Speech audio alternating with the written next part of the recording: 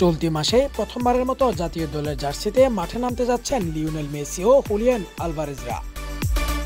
FIFA বিশ্বকাপ বাছাই পর্বের ম্যাচে আর্জেন্টিনার দুই বড় প্রতিপক্ষ উরুগুয়ে এবং ব্রাজিল। আগামী 22শে মার্চ উরুগুয়ের মাঠে তাদের বিপক্ষে খেলতে নামবে আর্জেন্টিনা, আর 26শে মার্চ ঘরের মাঠে আতিথ্য দেবে চিরপ্রতিদ্বন্দ্বী ব্রাজিলকে। এই দুই ম্যাচকে সামনে রেখে 33 জনের প্রাথমিক স্কোয়াড ঘোষণা করেছেন আর্জেন্টাইন কোচ লিওনেল স্কলোনি। স্কোয়াডে সেই অর্থে বড় কোনো চমক রাখেননি কোচ স্কলোনি। ইনজুরির কারণে বাছাই পর্বের এই গুরুত্বপূর্ণ দুই ম্যাচে লিসান্দ্রো মার্টিনেজের সার্ভিস পাচ্ছে না টিম আর্জেন্টিনা।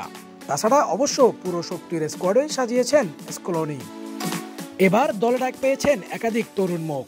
অভিজ্ঞদের মধ্যে Lionel Messi, Emiliano Martinez, Rodrigo de Paul, Lautaro Martinez, হুলিয়ান আলভারেজদের সকলেই রয়েছেন এই স্কোয়াডে। যদিও এই স্কোয়াডে সবাইকে নিয়ে মাঠে হাজির হওয়ার সম্ভাবনা নেই, কারণ মূল স্কোয়াড হতে হবে 23 জনের। প্রাথমিক স্কোয়াড থেকে ঠিক কাদের বাদ দেয়া হবে সেটাই এখন দেখার বিষয়। আগামী 22শে মার্চ উরুগুয়ের রাজধানী মন্টেভিডিওর এস্তাদিও সেন্তেনারিওতে মাঠে নামবে আর্জেন্টিনা।